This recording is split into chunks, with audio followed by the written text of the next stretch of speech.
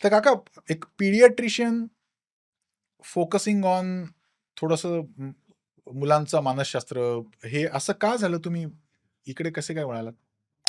त्यांच्याशी मला पुरेशी चर्चा नाही आली. पण त्यांनी 23-24 प्रश्न मला लिहून दिले शिक्षकांनी. इंग्लिश इंग्लिश मीडियम स्कूल होते ते आणि ज्युनियर कॉलेज. ते प्रश्न इतके सुंदर होते, की मुलगा चंचल असेल तर त्याला कसं हँडल करावं? इथून ते ह्या-ह्या मुलाला मी कसं करू? ह्या मुलाच्या पालकांना मी कसं कन्व्हिन्स करू? दुर्दैवाने तो वेळ इतका थोडा होता. त्यांची संवाद साधणं म्हणजे काय? असंच एकदा काहीतरी माझा मित्र माझ्याकडे आला, "अरे, ते शेखर हे असं-असं आहे," वगैरे, वगैरे. म्हटलं, "एक काम कर काही नको करू. तुझ्या मुलाला आठवड्यातून 1दा, 2दा, 3दा काहीतरी त्याच्याशी तू छान त्याच्याबरोबर राहा." तो म्हणला, "बरं." आणि मग 1-2 दिवसांनी मी काहीतरी असंच कुठेतरी बाहेर हॉटेलमध्ये वगैरे गेलो होतो. तो पण त्याच्या मुलाला घेऊन आला होता. मला अंगठा केला त्याने, "अरे शेखर, मी मुलाला घेऊन आलोय," वगैरे, वगैरे. आता मी त्याला वेळ देतोय. आणि मग माझं लक्ष होतं त्याच्याकडे असं दुरून. पण तो काय रे, "हां, मुलं तुला काय पाहिजे? डोसा पाहिजे? ए डोसा आण रे."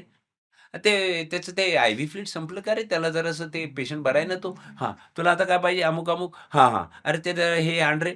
आणि ते ते share market. This is not quality time. This is not quality time. पूर्वीच्या मुलांच्या वर्तन समस्या आणि आताच्या यात बराच फरक पडलाय. तर हा फरक म्हणजे व्हिजिबल जो आहे तो ड्रग ॲडिक्शन दिसतायत ह्याच्यात आपल्याला. व्हायलन्समध्ये. ह्यात आणखी एक अजून वाईट काही गोष्ट वेगळं आहे? सांगू का हां, ओंकार? हां. एक कुणीतरी वकील आला तिथे आणि तो म्हणला, "मला तुमच्याशी काही बोलायचं आहे." म्हटलं, "काय चुकलं का काय आपलं?" "आहे वकील. बस, आहे बस." शाऊट आता काय करायचं पुढे? तो म्हणला, "नाही, नाही. मी माझ्या मुलाला" तो 12वीत आहे, त्याला बरोबर आणलं होतं. "आणि जेव्हा तुम्ही सांगत होतात, की मुलांना वेळ द्यायला पाहिजे, मुलाशी संवाद साधायला पाहिजे, मुलांसमोर तुमची भांडणं होता कामा नयेत, पालकांनी काय-काय काळजी घ्यायला पाहिजे." तेव्हा माझा मुलगा घरी गेल्यानंतर म्हणला, "बाबा, मी 12वीला आहे.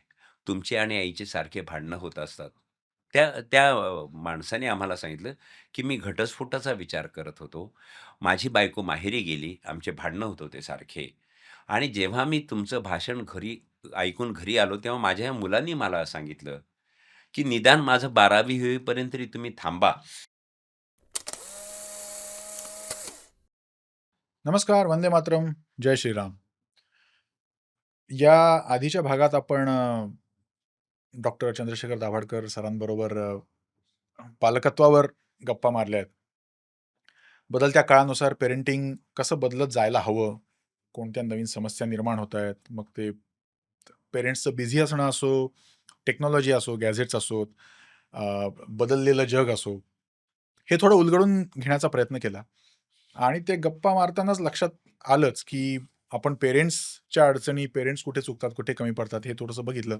थोडं मुलांचं भावविश्व काय असतं, मुलांचं वर्तन कसं घडतं, कुठल्या प्रेरणा असतात, त्या कशा शेप घेतात, यावर आपण या अँगलनी चर्चा करावी. म्हणून डॉक्टर काका परत एकदा आले आहेत गप्पा मारायला. काका, थँक सो मच. मला माहिती आहे तुमचं धावपळीचं लाईफ नाही, नाही. आणि नाही, नाही. त्यामुळे it's so okay. Much for joining again. तर काका, एक पीडियाट्रिशियन फोकसिंग ऑन थोडंसं मुलांचं मानसशास्त्र हे असं का झालं? तुम्ही इकडे कसे काय वळालात? खरं सांगू, मी basically I am paediatrician. I am not psychologist. I am not हां. सायकियाट्रिस्ट. मी हं. सांगतो पण. पण बरेचदा मला असं वाटतं, की मी जे काही 1-2 प्रसंग अनुभवले, त्याप्रमाणे मी वळवलो हे पण मला असं वाटतं, की प्रत्येक पिडियाट्रिशियननी ह्यात इंटरेस्ट घ्यायला पाहिजे. एक माझ्या आयुष्यातला एक किस्सा सांगतो, की जसं तू मला विचारलंस, की तुम्ही ह्या विषयाकडे कसे वळालात. प्रॅक्टिस सुरू केली होती मी आणि एक 3, 4, 5 वर्ष झाले असतील. I was very much busy in my on practice, admissions, हे, ते वगैरे, वगैरे. आणि एके दिवशी संध्याकाळी मला एका माझ्या ज्युनियर डॉक्टरांचा फोन आला खेडेगावातून, की "सर, एक बाळाला उलटी होते आणि ते उलटीचं बाळ पाठवतो." म्हटलं, "त्याला एक उलटीचं औषध दे," वगैरे, वगैरे. "नाही, नाही सर, तुम्ही एकदा बघा." ते बाळ माझ्याकडे आलं, उलट्या होत होत्या. मी त्याला आय-व्ही वगैरे सलाईन ज्याला म्हणतो ते सगळं सुरू केलं. ते मला काहीतरी वेगळं जाणवलं, त्या उलटीचा वास. आणि मग ते आम्ही गॅस्ट्रिक ट्यूब म्हणतो, ती ट्यूब टाकली आणि ते बाटलीत घेतलं, तर त्या द्रव्याला काहीतरी वेगळा वास येत होता. जेव्हा आणलं होतं त्यांना मी बोलावलं, ज्या आई-वडिलांना. वडील आले, ते लेबर होते कुठल्यातरी फार्म हाऊसवर. ते आलेले होते नेहमीप्रमाणे आणि त्यांना काही सांगता येत नव्हतं. आईला बोलावलं, की नेमकं काय झालं? काय ह्याला उलट्या होतायत? मग तिने मला जो किस्सा सांगितला, की मुलाच्या कानाचं ऑपरेशन झालं होतं आणि डॉक्टरनी सांगितलं, की कानात शक्यतो काय पाणी जाऊ देऊ नका किंवा जे काय असेल ते. आणि ह्याने हट्ट केला, की मी पोहायला जाणार आहे. शाळेतून आला, त्याने ते हे काय वह्या घरी ठेवली आणि मी पोहायला जाणार आहे. मी त्याला "तू पोहायला गेला, तर मी तुला जेवायला देणार नाही." पण तरी तो मुलगा गेला. रात्री वडील आले आणि वडिलांना ह्यानी सांगितले, "असं झालं." वडील पिलेलाच होता. त्याने ह्याला बेदम मारलं ह्या मुलाला. तर टेन्शन आहे जसं मी सांगितलं होतं, की दिवसभरचे टेन्शन हे ते सगळा राग त्या मुलावर काढला असेल त्यांनी परत त्यात दारू प्यायलेला.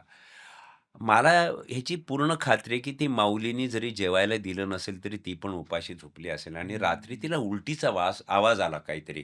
ती बाहेर जाऊन पाहिलं तर हा मुलगा काहीतरी उलट्या करत होता आणि त्यांनी बहुतेक ते काय ते आमच्या शेतातलं काहीतरी कीटक द्रव्य होतं ते पिलं असेल. अरे आय वॉज बापरे! शॉक्ड.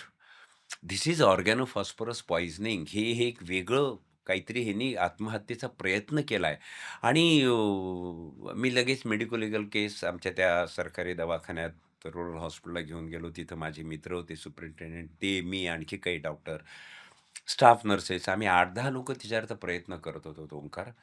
आणि थोडासा तो मुलगा बरा वाटला. मी तिथेच बाजूच्या रूममध्ये झोपलो. काही करून हा मुलगा हे व्हायला पाहिजे. पण सकाळी 3-4 वाजता ती स्टाफ नर्स मला बोलवायला आली आणि त्या मुलाचा श्वास थांबला होता. त्या मुलाचं हृदय थांबलं होतं आणि ही वॉज डेड. काय वय असेल त्या मुलाचं? तो मुलगा 4थीत शिकत होता आणि केवळ 10 वर्षाचा होता, ज्यांनी यशस्वी आत्महत्या केली. ज्या वयात जीव म्हणजे काय? जीव येतो कसा? जीव हो. जातो कसा? हे काहीही माहिती नाही. त्या वयात ह्या मुलाने आत्महत्या केली आणि आय वॉज रिअली शॉक्ड. नंतर मी त्यांच्या घरी जाऊन भेटलो वगैरे, वगैरे हे सगळं. पण मग तेव्हा मला असं वाटलं, की आपण बालरोग तज्ञ म्हणून देखील ह्या विषयात काहीतरी काम करायला पाहिजे. आणि मला असं वाटतं, की बेसिकली एखाद्या मुलाला काही प्रॉब्लेम झाला, घरात लहान मुलं आहे, तर आपण लगेच सायकियाट्रिस्ट, सायकॉलॉजिस्ट, काउन्सिलर ह्यांच्याकडे जात नाही. फर्स्ट वी डिस्कस त्या मुलाचा फॅमिली डॉक्टर कोणीतरी असेल, बालरोग तज्ञ असेल आणि मग ह्या विषयात बालरोग तज्ञांनी देखील थोडाफार अभ्यास करायला पाहिजे, थोडाफार वेळ द्यायला पाहिजे, तर हे प्रश्न कमी होतील. आणि म्हणून मग मी ह्याचा स्वतः अभ्यास सुरू केला. काही मी इंटरव्ह्यूज घेतले, काही माझ्या शिक्षकांना भेटलो आणि मग त्यानंतर हे "चला मुलांना घडूया" नावाचं एक ह्या ह्याच्यातून काही समाज बदलणार नाही. एकदम सगळे सुधारले, 1000 लोकं हे आहेत ते बदलले असं होणार नाही. हे एक विहंगम अवलोकन आहे. पण त्यातून जरी आपण काही पालकांना सेन्सिटाईज जरी करू शकलो, तरी मला असं वाटतं, की ही एक चांगलं सोशल सर्व्हिस असेल, हे असेल आणि अशा पद्धतीने मी ह्या विषयाकडे वळलो. पण it is really shocking for me. बापरे! मग चला मुलांनो घडूयाचा अनुभव कसा आहे? त्यातून काही केस स्टडीज आहेत, काही चांगले अनुभव आलेत? कसं आहे माहिती आहे का, की एकदा तुम्ही भाषण ऐकलं, की तुम्ही एकदम सुजाण पालक हो, झाला, तुमचं पालकत्व अर्थातच. सुधारलं असं होणार नाही. तेच डे बाय डे होतंय. पण ज्या वेळेस मी गेलो त्यावेळेस एक छान अनुभव माझ्या गाठीशी आले. उदाहरणार्थ एका ठिकाणी मी गेलो, गावाचं नाव नाही सांगत मी आणि त्या ठिकाणी तेव्हा आमच्या जिल्ह्याचे एस-पी आणि कलेक्टर ह्यांनी पूर्ण जिल्ह्यात माझं एक चला मुलांना घडूयाचा एक प्रोजेक्ट असा ठेवला होता. कारण की त्यावर्षी मुलांच्या आत्महत्येचं प्रमाण थोडंसं वाढलं होतं. बरं. आणि एका ठिकाणी मी गेलो आणि मी भाषण झालं, हे झालं, सगळं झालं, टाळ्या वाजल्या आणि जे ऑर्गनायझर होते ते मी. असे नंतर गप्पा मारत होतो, जेवण करत 1-1.5 तास झाला असेल. एक कुणीतरी वकील आला तिथे आणि तो म्हणाला, "मला तुमच्याशी काही बोलायचं आहे." म्हटलं, "काय चुकलं का काय आपलं?" "आहे वकील बस, आहे. आहे बस." शॉक्ड आता काय करायचं पुढे?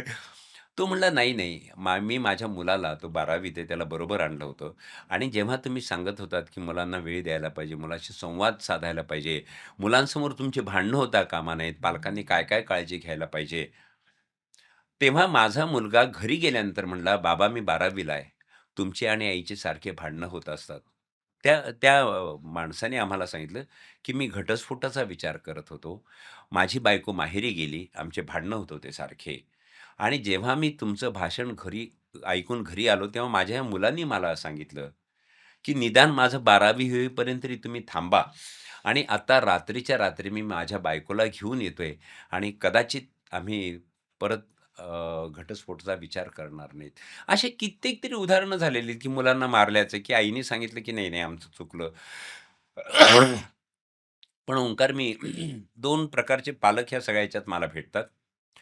एक की हे ह्याची खरंच काही आवश्यकता आहे का? चला मुलांना घडूया. फॅड आहे हे. हे कशा अर्थ पाहिजे?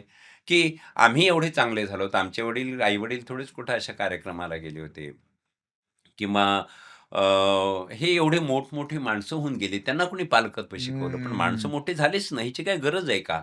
हे या प्रकारचे पालक. आणि दुसऱ्या प्रकारचे जे मी सांगतो, की मुलांशी संवाद साधा, मुलांच्या मनात डोकवा, त्यांचे प्रॉब्लेम ओळखा, त्यांच्याशी संवाद साधा आणि ते तुम्हाला सांगणार नाहीत, पण हे करा, ते करा. हे काही जमणार नाही आम्हाला. हे आम्हाला काय it is very it's difficult. Too difficult. It's too difficult आणि हे असलं कसलं काय जमणार आम्हाला, हे ते आम्हाला आधीच वेळ कमी असतो. त्या दोन्ही पालकांना मी नेहमी उत्तर देतो. पहिले पालक जे म्हणतात, की ह्याची काही गरज आहे का? मला असं वाटतं ह्या बदलत्या परिस्थितीत जसं आपण ह्याच्या आधी फक्त मोबाईलचा, स्क्रीनचा विचार केला, की त्यावरून मुलांवर काय-काय होतं ते वगैरे आपण चर्चा केली ती. बाहेर तुम्ही डोकवा, की बा बा बार आहेत, पब्स आहेत, समाजातलं वातावरण आहे, गुन्हेगारी आहे, लहान मुलात होणारं व्यसनाधीनता आहे. हे इतकं हळू वाढत चाललेलं आहे, की कदाचित तुमचं बाळ ह्या सगळ्या वातावरणात कुठेतरी इकडं-तिकडं जाण्याची ह्या वातावरणात शक्यता आहे. पूर्वी हे असं वातावरण नव्हतं. आणखी पुढे काय-काय वाढवून ठेवलंय आपल्याला माहिती नाही. पण ह्या वातावरणात जर तुम्ही सजग झालात, हे टेम्प्टेशन्सपासून मुलाला बाजूला ठेवलं, तर तुम्हाला तुमचा मुलगा हाताशी येईल. नाहीतर आपण वर्तमानपत्र उघडा, किती ह्या वर्तन समस्येचं स्वरूप बदललंय आणि ह्या अशा बातम्या ज्या काही वर्षापूर्वी नव्हत्या, 1-2 दशकापूर्वी नव्हत्या, अशा चित्रविचित्र बातम्या ह्या यायला लागल्यात. तर हे जर टाळायचं असेल, तर मला असं वाटतं, की तुम्ही ह्या विषयाचा तुम्ही अभ्यास करा. मी फक्त तुम्हाला सजग केलेलं आहे, तुम्हाला सेन्सिटाईज केलेलं आहे. दुसऱ्या प्रकारचे पालक जे म्हणतात, "हे आम्हाला जमणार नाही, हे फारच अवघड आहे आणि काय मनात डोकवा आणि हे करा आणि ते करा ना." त्यांनाही मी सांगतो, की 100% पालक, की मी 100% बरोबर आहे, असं म्हणणारे कोणी नाहीयेत. कोणी असू नये. इव्हन पालक, समजा मी भाषण देतोय आणि मी 100% बरोबर आहे किंवा माझे बरोबरचे खूप सारे मित्र असं म्हणता येत नाही. याचं कारण असं, की आपण थोड्याफार हे पॅरेंटिंग करताना थोड्याफार चुका करणार, नाही असं नाही. पण ढोबळ मानाने काही चुका नका करू. मी परफेक्ट आहे, मला सगळं येतं, असे फक्त 2च व्यक्ती म्हणू शकतात. एक तो परमेश्वर किंवा दुसरा वेडा माणूस. ह्या चुका होणार. पण ह्या चुका ढोबळ मानाने होऊ नयेत, की ज्याचे चरे तुमच्या मुलाच्या मनावर उमटतील आणि त्याचा दीर्घकालीन परिणाम होईल. हे जर करायचं नसेल, तर मला असं वाटतं ह्यातल्या निश्चित काही गोष्टी तुम्ही शिका. काही पथ्य पाळा, की जसं सुसंवाद आहे, जसं की आई-वडिलांची भांडणं होऊ नयेत. घरातली थोडीफार शिस्त आहे किंवा तुमचे नियम आहेत, काय करायला पाहिजे. हे जर थोड्याफार तुम्ही प्राथमिक गोष्टी शिकलात, तर मला असं वाटतं की कदाचित तुमच्या मुलाची वाढ, विकास, डेव्हलपमेंट किंवा त्याची मानसिक वाढ ही अधिक चांगल्या प्रकारे होण्याची शक्यता आहे.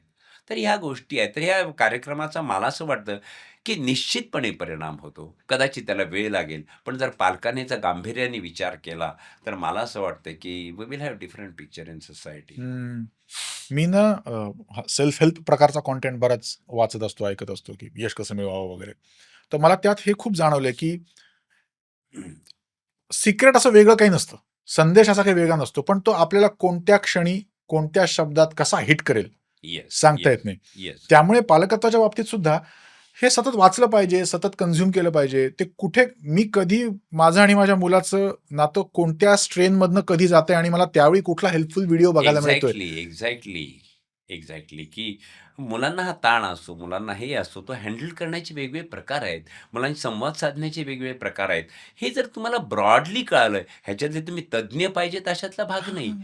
पण हे ब्रॉडली जरी तुम्हाला जरी साधारण कल्पना जरी आली, तरी मला असं वाटतं, की you will have better atmosphere at your home. बरोबर आहे. तुमचं घरचं वातावरण कदाचित बरोबर आहे. सुधारण्याची ह्या शक्यता आहे. ब्रॉडली काय आहे बरं? म्हणजे काय काय फंडामेंटल्स आहेत ज्याची काळजी घ्यावी पेरेंट्सनी? कसं आहे माहिती का ओंकार, की हल्ली झालंय काय, की हा सोशल मीडिया आहे, मोबाईल आहे, आई-वडिलांची नोकरी आहे, बाहेर पडणारे आई-वडील आहेत, त्यातही एकटं पडणारं मूल आहे. तर जर सगळ्यात जास्त महत्त्वाचं काय असेल, तर हा सुसंवाद. हं. मुलांशी संवाद साधणे. संवाद साधणे म्हणजे नुसतंच बोलणे, "काय, कसा आहे तू? काय शाळा झाली?" शाळा असं नाही. छान आहे. त्यांच्या लेव्हलवर जाऊन, त्यांच्या डोळ्यात डोळे घालून त्यांची जी मानसिक काय म्हणता येईल मेंटल मॅच्युरिटी आहे, त्याप्रमाणे त्याच्याशी तुम्ही संवाद साधायला पाहिजे. बरेच जणांना सांगतो, की तुम्ही मुलाशी संवाद साधा. ज्याला आपण क्वालिटी टाईम हा एक वेगळा प्रकार आला. वेगळा प्रकार आलाय म्हणण्यापेक्षा तो पूर्वीचे आई-वडील करत होते, आजी-आजोबा करत होते, पण आता त्याची जास्त गरज आहे. ह्या क्वालिटी टाईम मुलांना द्या. आता क्वालिटी टाईम म्हणजे काय? त्यांची संवाद साधणं म्हणजे काय? असंच एकदा काहीतरी माझा मित्र माझ्याकडे आला, "अरे, ते शेखर हे असं-असं आहे वगैरे, वगैरे." म्हणलं, "एक काम कर काही नको करू. तुझ्या मुलाला आठवड्यातून 1दा, 2दा, 3दा काहीतरी त्याच्याशी तू छान त्याच्याबरोबर राहा." तर म्हणलं, "बरं."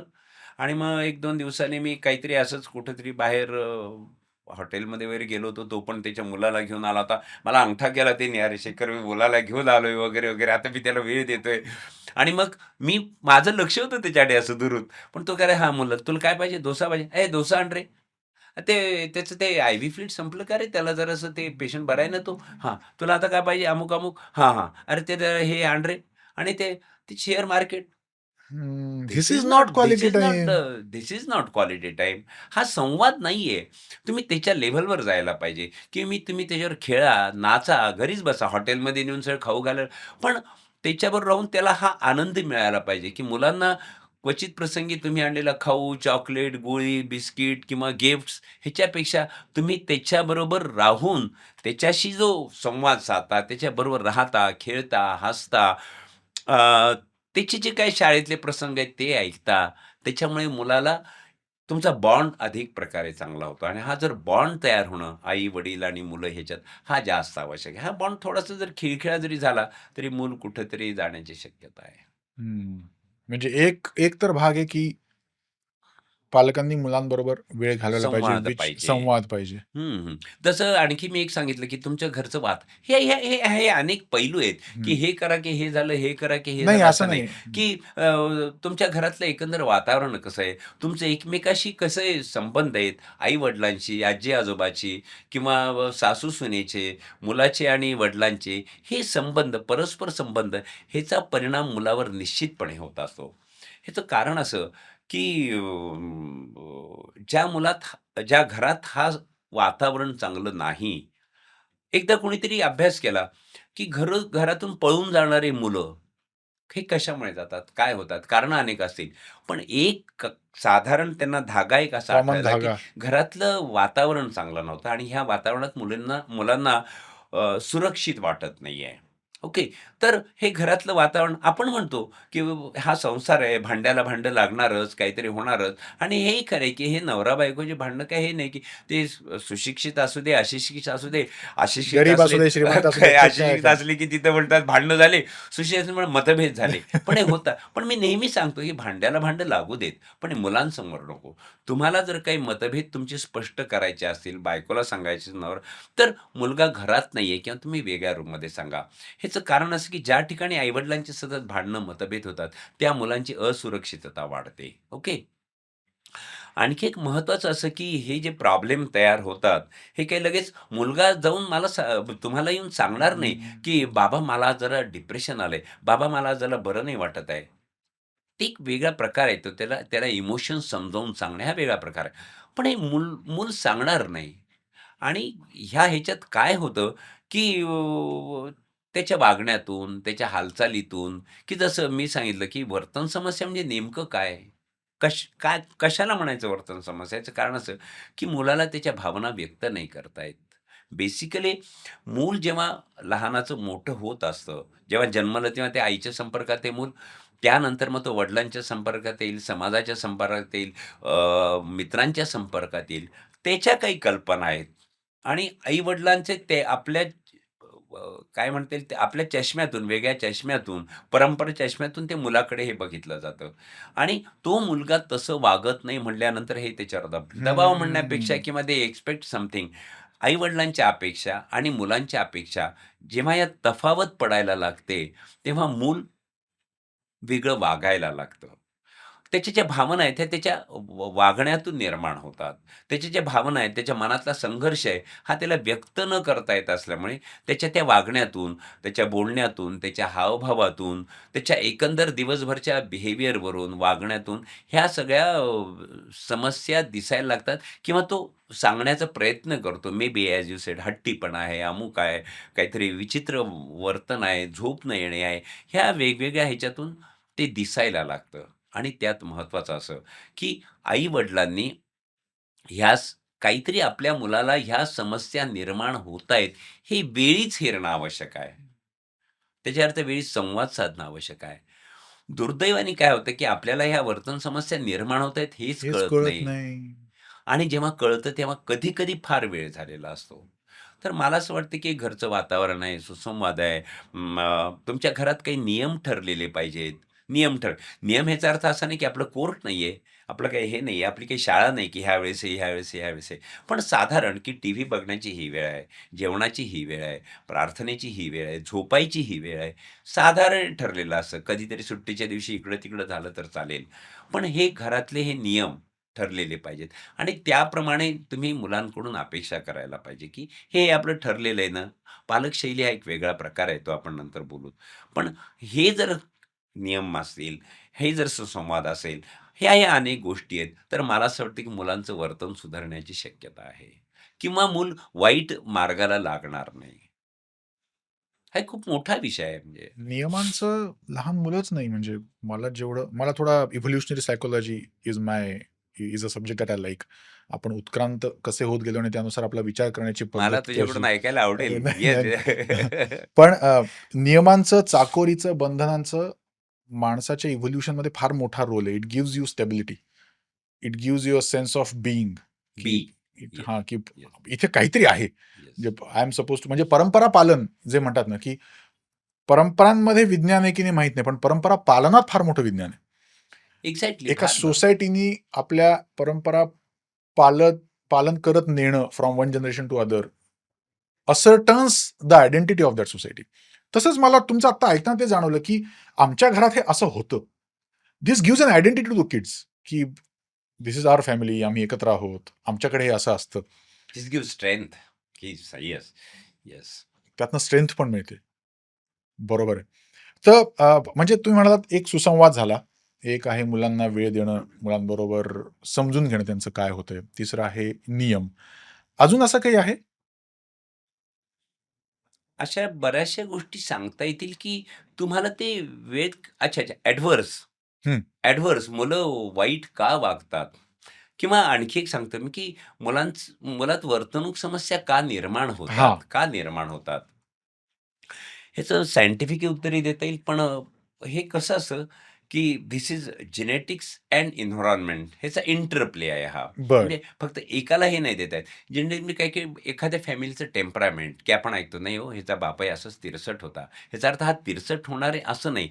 पण जर बापाने त्याचा तिरसटपणा आवरला, तर कदाचित ह्याचा स्वभाव, कारण की आपला स्वभाव देखील हे जीन्सवर अवलंबून आहे. हा एक वेगळा भाग झाला. आणि जसं मी सांगितलं, की एन्व्हायर्नमेंट ते हे कसं झालं, घरचं वातावरण कसं आहे, शाळेतलं वातावरण कसं आहे, की बरेचदा त्याच्या मनात न्यूनगंड निर्माण होतो, कधी अहंगंड निर्माण होतो, कधी फालतू लाड निर्माण होतात, कधी हं. जास्त शिस्त, नको तेवढी शिस्त, नको तेवढी शिक्षा, ह्याच्यामुळे हे आणखी एक हं. ह्याच्यावर चर्चा केली जाते, अकॅडमिक बोलायचं झालं तर जन्मण्यापूर्वीचे हे वर्तन समस्या कशा निर्माण होतात? जन्मल्यानंतर? नो. जेव्हा अभ्यास केला गेला, तेव्हा बाळाचा जन्म होण्यापूर्वीचे काही फॅक्टर्स, गरोदरपणातले काही फॅक्टर, जन्म होताना काही घटक आणि जन्मानंतरचे, जसं मी ॲटमॉस्फिअर सांगितलं. हे फार सायंटिफिक झालं, अरे बापरे! की जन्मण्यापूर्वीचे किंवा कन्सेप्शन पूर्वीचे म्हणू आपण, हां. की तुमच्या कुठल्या ह्याच्यात लग्न झालेलं आहे, हे येणारं मूल तुम्हाला पाहिजे का नाही? अरे बापरे! आणि बाप! काहीतरी वडिलांना मूल पाहिजे, आईला नकोय किंवा व्हाईस व्हर्सा. अशा ह्याच्यात त्या बाळाच्या गरोदरपणातली वाढ होण्यातही होते आणि ज्यांची वाढ बरोबर होत नाही, त्यांना नंतर काही प्रॉब्लेम निर्माण होण्याची शक्यता असते. तर गरोदरपणात की आईला काही वेगवेगळे आजार आहेत का आणि मुलाची वाढ कशी झाली?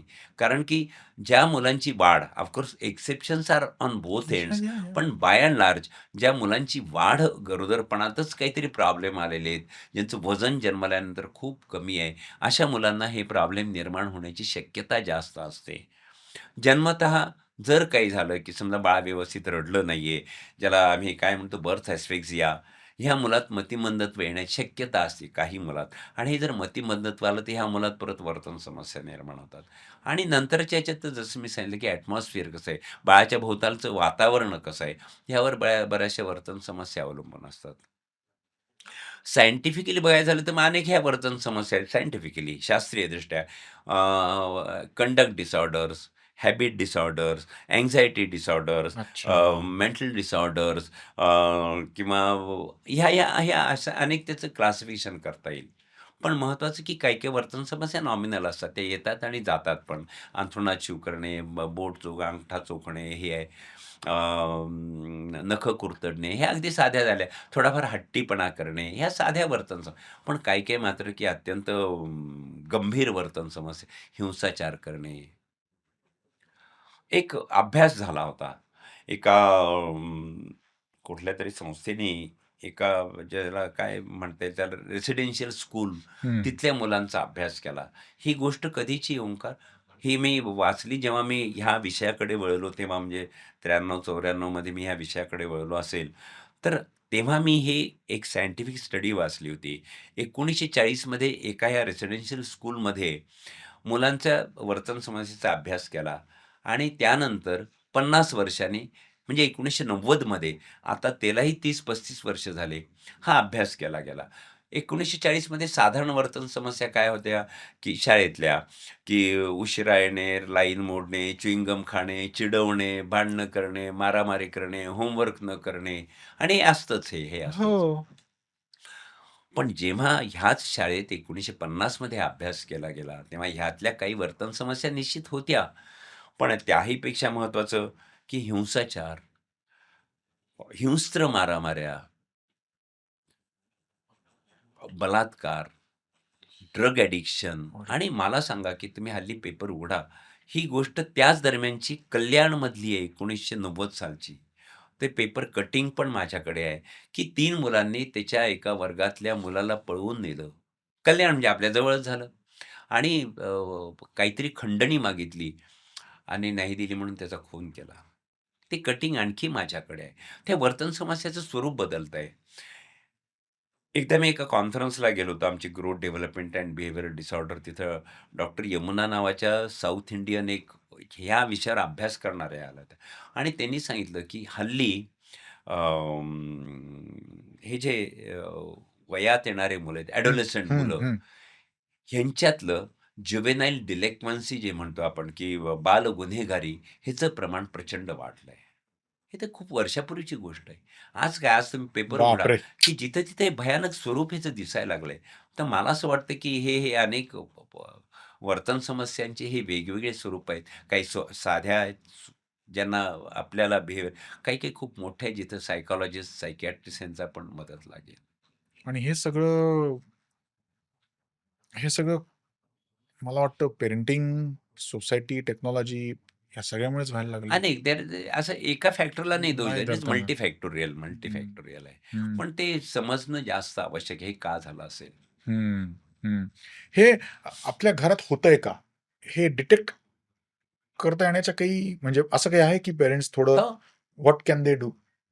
म्हणजे जे होतंय ते हा टेम्पररी आउटबर्स्ट आहे की हा अरे बाबा हा डेंजरस त्याच्याकडे जातोय किंवा असं काही नाही, नाही. कधी-कधी टेम्पररी असतील, की हट्टीपणा करणे, अमुक करणे, एखादी छोटीशी घरात चोरी करणे, हे करणे. त्याच्यापासून हे हळू-हळू, हळू-हळू हे मोठं होत जातं, की जसं मी सांगतो, की मूल समजा हट्टी आहे. काय हट्टी करेल ते पहिल्यांदा चॉकलेट, गोळी, बिस्किट, एखादा खेळणं, अमुक-तमुक.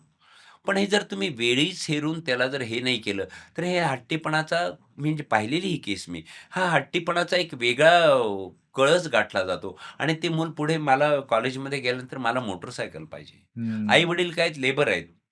आपली आर्थिक स्थिती काय आहे? आपल्याला काय परवडणार आहे का? बरं ते घेणं परवडेल, पुढचा खर्च सगळा, त्याच्यातून काय निर्माण होणार आहे? पण हे जर तुम्ही वेळीच हेरलं नाही आणि मग जसं तू विचारलं हे हेरायचं कसं? काय आहे? तर सगळ्यात मग मुलांच्या सवयी काही बदलतात का? मुलांच्या झोपेच्या सवयी बदलल्यात का? मुलाच्या खाण्याच्या सवयी बदलल्यात का? त्याची वागणूक, की काल परवा शांत असणारा मुलगा अचानक हट्टीपणा करायला लागला. ऑर व्हाईस वर्सा. एखादा खूप ॲक्टिव्ह एकदम हायपर ॲक्टिव्ह मुलगा आहे आणि तो एकदम सडनली एकदम शांत शांत झाला. झाला. विशेषतः मुलींचं. मग काही शाळेत काही घडलंय का? घडतंय काही का? प्रकरण झालंय का? की अभ्यासात एखादा हुशार मुलगा असून तो हळू मागे पडतोय डिटेरिओरेट का? होतो. ह्या ज्या छोट्या-छोट्या गोष्टी असतात, त्याचं वागणं, त्याचं बोलणं, त्याचं चालणं, त्याचा अभ्यास, त्याची झोप, ह्या सगळ्या गोष्टीवर हळू या गोष्टी लक्षात यायला लागतात सुज्ञ पालकांच्या आणि हम्म. त्यावरून यू कॅन गेस की समथिंग इज गोइंग रॉंग. ह्या मुलाचं काहीतरी चुकतंय आणि मी नेहमी म्हणतो जेव्हा मुलांचं असं चुकतंय, तेव्हा पहिलं त्या मुलाला दोष देण्यापेक्षा पहिल्यांदा तुम्ही इंट्रोस्पेक्शन, आत्मपरीक्षण करा. आपलं काही चुकतंय का? कुटुंबात काही असे घटक आहेत का ज्याच्यामुळे मुलावर परिणाम होतोय? शाळेत काही घटक आहेत का? शाळांनी काही प्रॉब्लेम निर्माण झालेले आहेत का? आणि हल्ली थोडे प्रॉब्लेम सगळ्याच प्रकारचे थोडेसे बदलत चाललेत. एखादी मुलगी वयात आलेली मुलगी एकदमच शांत झाली, एकदमच तिचं हे कमी झालं, तर समथिंग इज रॉंग. अशा काही केसेस मी डिटेक्ट केलेल्या आहेत. आई-वडिलांना अलर्ट केलेलं आहे आणि मग त्यानंतर हळू ही फॅमिली सुधारली आहे. अ, जर असं जाणवलं, तर त्याला घेऊन बसून त्याच्याशी थेट विषयाला हात घालायचा, की कसा हँडल करायचा? जर काही जाणवलं, की समथिंग इज रॉंग. जसं मी सांगितलं, की गणित नाहीये किंवा हा एखादा आजार नाहीये, की मग तुम्हाला अमुक-अमुक न्यूमोनिया झालाय, 7 दिवस औषध द्या. इंजेक्शन घ्या आणि हे बरं हं. झालं. हा असा आजार नाही, की क्लोरोक्विन तुम्ही ह्या गोळ्या घ्या आणि तुमचा मलेरिया बरा झाला. हे एवढं सोपं नाहीये हे. की याला प्रत्येक मुलाला एका चौकटीत बसून तशी ट्रीटमेंट देणं अवघड आहे. पण सगळ्यात महत्त्वाचं जर असं काही आढळलं, तर ह्याचं काय कारण असेल, कारण शोधायचा प्रयत्न. नवीन काही वेगळं घडलंय का? काही घडलंय का? अ, समजा मूल अंथरुणात शू करायला लागलं. ह्याला आमच्या भाषेत इन्युरेसिस म्हणतात. साधं उदाहरण आहे. At Times this may be physiological कधीतरी वगैरे. पण सारखं करत असेल, विशेषतः आधी कंट्रोल आहे आणि नंतर काहीतरी झालं, तर काही घडलंय का? कुठे शॉकिंग काही झालंय का? घरी कोणाचा मृत्यू झालाय का? किंवा अशी काही बातमी आली भीती का? वाटावी असं काही हां, होतंय का? भीती वाटावी असं काही घडलंय का? ह्या अशा अनेक घटना घडत असतात आणि त्या घटनांचा मागोवा घेऊन त्याला योग्य त्या पद्धतीने हँडल करणे. मग त्यात ह्या सगळ्या गोष्टींचा तुम्ही साकल्याने अभ्यास करायला पाहिजे. लगे हे आहे आणि हे बरं झालं असं नाही होणार. नाही, नाही. मला जाणून हे घ्यायचंय, की पालकांनी अशा वेळी थोडी आजूबाजूला चौकशी करणे, त्याच्याशी थेट न बोलता जाणून घेणं जास्त हां, तुम्ही प्रिफरेबल आहे का त्याच्याशी लगेच नाही, संवाद आधी जसं मी म्हटलं, की इंट्रोस्पेक्शन हां, काही-काही स्वतःची ते झालंय का? इंट्रोस्पेक्शन बरोबर. हां. आणि त्याबरोबर मुलांना कसं असतं, की जेव्हा मुलांशी तुम्ही संवाद साधता, तेव्हा असं काही झालंय का? हो हां, किंवा तसं तर नाही, बरोबर. असे उत्तर देऊन नाही चालणार, तो की अजून कोशात जाईल आज म्हणजे. शाळा कशी झाली? आज काय झालं? आज काय झालं? आणि तुम्ही एक काम करा, की अशा वेळेस त्याला जास्त वेळ देऊन त्याच्याशी योग्य त्या परीने, योग्य त्या फॉर्मॅटमध्ये संवाद साधायचा प्रयत्न करा. डायरेक्ट तुम्ही विचारलं, की "आज काही झालंय का? तू गेले 4 दिवसापासून बरी नाही दिसत आहेस. तू बोलली नाहीस काही, काय झालंय का?" असं विचारण्यापेक्षा हळू बरं, त्याच्या मनात डोकवा. बरं. म्हणजे संवाद साधायला हवा, पण तो थेट विषयाला हात न घालता थोडं खेळत-खेळत जायला येस, हवं. Yes, yes. हं, येस, हं. Yes, yes. तुम्ही मगाशी बोलता-बोलता म्हणालात, की अ, पूर्वीच्या मुलांच्या वर्तन समस्या आणि आताच्या यात बराच फरक पडलाय. तर हा फरक म्हणजे व्हिजिबल जो आहे तो ड्रग ॲडिक्शन दिसतायत ह्याच्यात आपल्याला. व्हायलन्समध्ये ह्यात आणखी एक अजून वाईट काही गोष्ट वेगळं आहे सांगू का? का हां, ओंकार? हां. की दुर्दैवाने ह्या बऱ्याचशा गोष्टी सरफेस होत नाहीत. Just it is tip of iceberg. समजा काहीतरी झालंय, की मी लगेच पोलिसांमध्ये जात नाही. समजा काहीतरी कोणीतरी गैरवर्तन केलंय. हो. गैरवर्तनाचे आता कितीतरी, कधीतरी शिक्षक करतो, कधी तो ड्रायव्हर करतो, तो स्कूल बसवाला करतो, कधी कोणी केअरटेकर खरंय, करतो. खरंय. पण या सगळ्या गोष्टी पोलिसांकडे जातात का? नाही. कारण की ह्या सगळ्यांनाच आपल्या इज्जतीचा इज्जत का सवाल रहता है. ह्या त्या पद्धतीने दाबल्या जातात. पण हे this is just tip of the iceberg. अशा कितीतरी घटना ह्या समाजात घडत असतील असं मला वाटतं. हं. आणि म्हणजे it's high time that we as a society take this seriously now. Yes, yes. Yes, yes, yes. यावर जर अजून चर्चा व्हायला हव्या असतील, यावर अजून अवेअरनेस व्हायला हवा असेल. कारण आता कसं होतंय बघा काका, की आणि मी तर म्हणजे तुम्ही 2-3दा लेबर्स, गरीब यांचा उल्लेख केला म्हणजे ते तर बिचारे हतबल आहेत. म्हणजे त्यांच्या तर हातावर पोट, पोटावर हात अशी अवस्था आहे. पण वेल टू डू फॅमिलीज त्या वेल्थच्या मागे लागलोय म्हणा किंवा गरज आहे म्हणून म्हणा. We all are busy, extremely busy. आणि पेरेंट्सनी काय केलंय, सगळं मुलांना शहाणं होणं, मुलांना शिकवणं शाळेला आउटसोर्स करून टाकलंय. आम्ही त्याला डे स्कूलमध्ये टाकलं. तो 10-12 तास तिकडे असणार, खाणं-पिणंही तिकडे होणार आणि मग शाळेने आम्हाला छान पॅकेज केलेलं मूल आम्हाला आणून द्यावं. अशी आता पेरेंट्सची अपेक्षा आहे. तर decoding this is going to be very difficult. Outsource करणे, हो. की मी तुमच्या ताब्यात मूल दिलेलं आहे आणि ह्या संदर्भात मला एक खूप छान वाक्य आवडतं, की वाक्य आठवतं. असं करून नाही चालणार. ही ही शाळेची पण जबाबदारी आहे. हो. कारण मूल 8 तास शाळेत असतं, 8 तास घरी झोपलेलं असतं, राहिलेले 4-8 तास हे पालकांच्या ताब्यात असतं. ही शिक्षकांची जबाबदारी, ही शाळेची जबाबदारी, ही पालकांची जबाबदारी आहे. पण हल्ली हा जो संवाद परत ह्यांच्यात व्हायला पाहिजे, शिक्षक आणि पालक ह्यांच्यात तो संवाद होत नाही. मी पाहिलेलं आहे, की शाळेत ते काय काय म्हणतात त्याला, ते त्यांच्या त्या मीटिंग्ज होतात पालकांच्या, parent teacher meet, parent teacher meet होतात पी-टी-एम्स. आणि त्यात फक्त काय तर ते 1.5 अन् 2 मार्का करता तुमचे पेपर हे लिहिलेले आहेत, हे असं झालेलं आहे.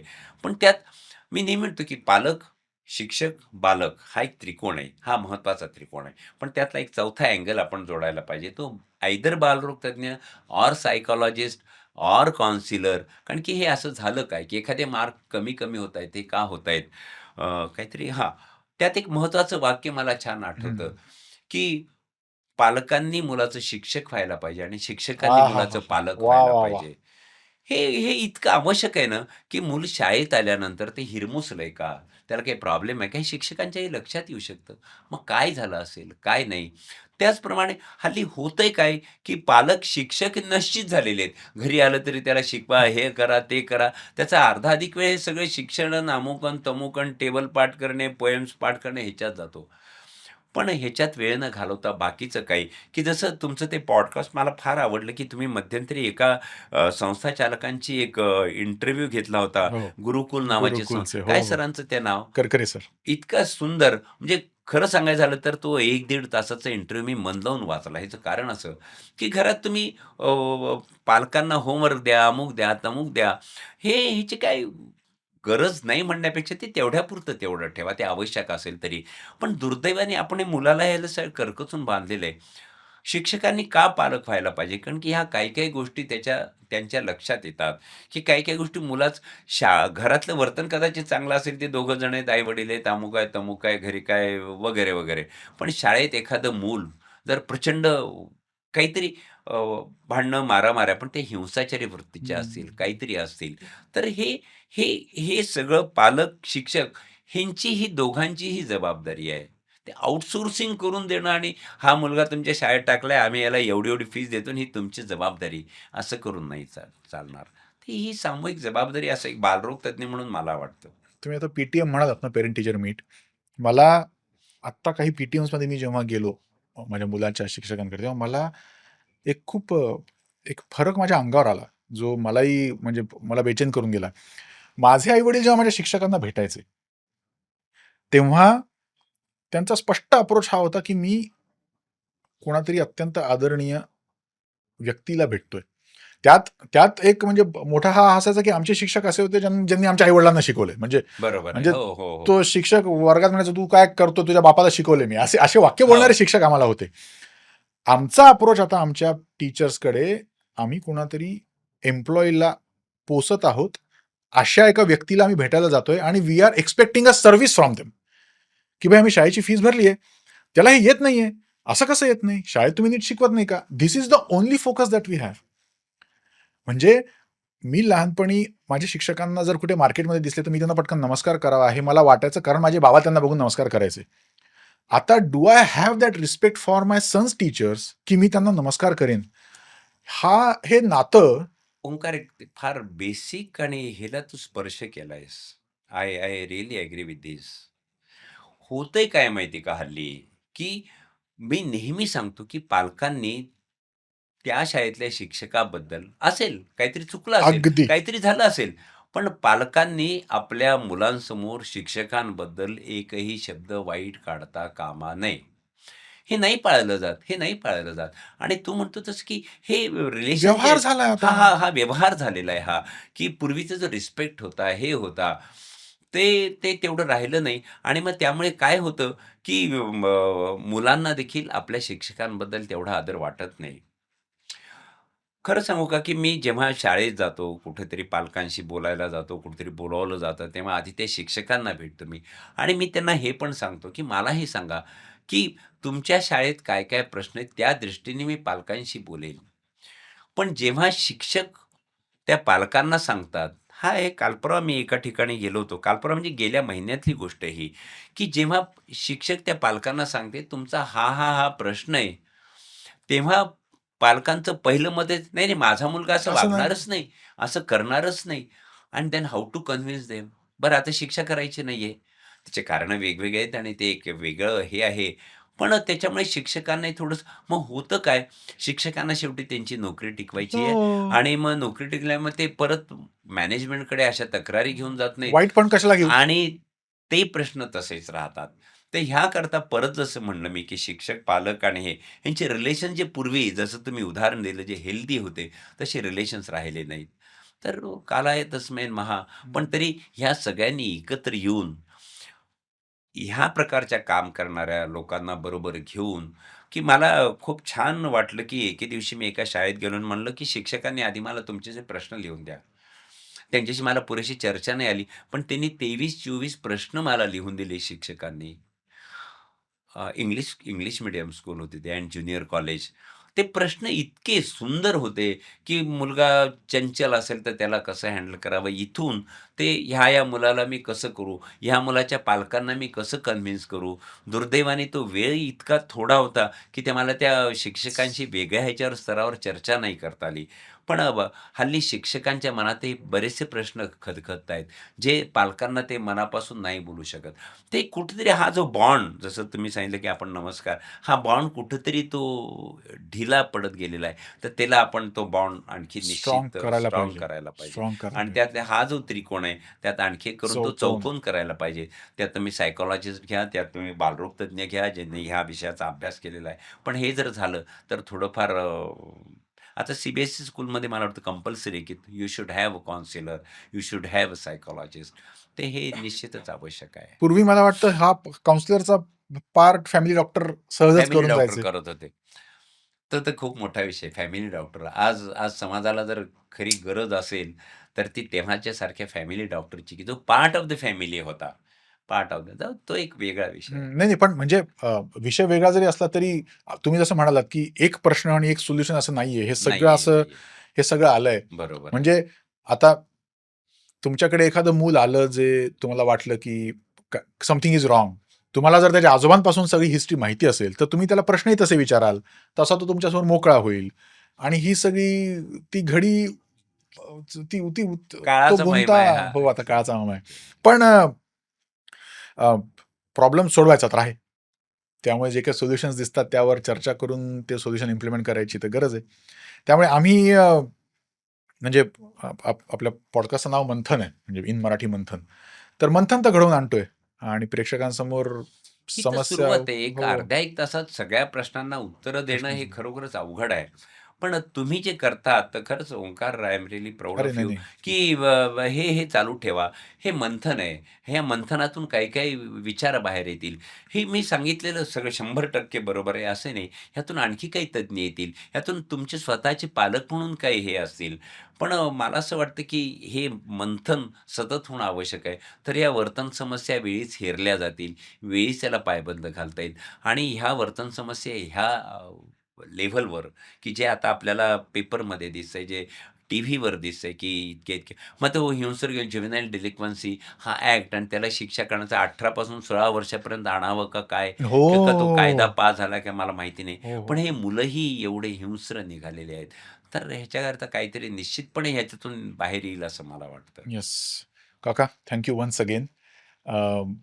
मी मुलांचं हे सांगतो हे सगळं आज सांगितलेलं हे सगळं संपलं असं नाहीये. अर्थातच. खूप आहे. ह्या विषयावर तुम्ही आणखी तज्ञ बोलवा. पण हे जर पालकांपर्यंत पोहोचलं, हे जर शिक्षकांपर्यंत पोहोचलं, हे जर विद्यार्थ्यांपर्यंत पोहोचलं, त्याचा निश्चित काही ना काहीतरी उपयोग होईल. Absolutely, please accept my absolutely. Compliments. You are doing thank extremely you good so work. Much काका. Thank you so much.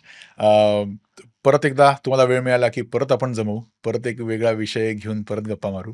पण आम्हा सर्व आमच्या सर्व प्रेक्षकांच्या वतीने thank you very much for coming. तुम्ही शेवटपर्यंत हा पॉडकास्ट बघितला असेल, तर तुमच्या लक्षात आलं असेल, की आशा आहे तुमच्या घरात अशी कुठलीही समस्या नसेल. पण असं काही होत तर नाहीये ना, याकडे आपण सगळेजण लक्ष देऊया. आय एम 100% शुअर या पॉडकास्टचे सगळे व्ह्यूअर्स आपण सगळे एकाच एज ग्रुपचे असणार आहोत. आपण सगळे खूप चांगल्या सिस्टममधून बाहेर पडलो आहोत. समस्या तेव्हाही होत्या, पण आपण आज जे काही आहोत ते अशा प्रकारच्या शिक्षकांमुळे, अशा प्रकारच्या डॉक्टर्समुळे, अशा प्रकारच्या फॅमिलीजमुळे होतो. किमान तशी फॅमिली, किमान तसं कल्चर आपण आपल्या मुलांना द्यायला हवं, ही आपली जबाबदारी आहे ह्याचं भान आपण ठेवायला पाहिजे. आणि त्यातून आपल्या मुलांमध्ये वर्तन समस्या निर्माण होऊ नयेत, झाल्या तर त्या तात्कालिक असतील, नसतील तर त्या सोडवल्या जाव्यात याची काळजी घ्यायला पाहिजे. आणि ती कशी घ्यायची याचा थोडासा गाईडिंग मेसेज आज मिळालेला आहे. I hope this was helpful. I hope this will help you in analysing your kids behaviours. यातून नक्कीच काहीतरी चांगलं घडेल अशी आशा वाटते. भेटूया परत पुढच्या पॉडकास्टमध्ये. नमस्कार. वंदे मातरम. जय श्रीराम. नमस्कार.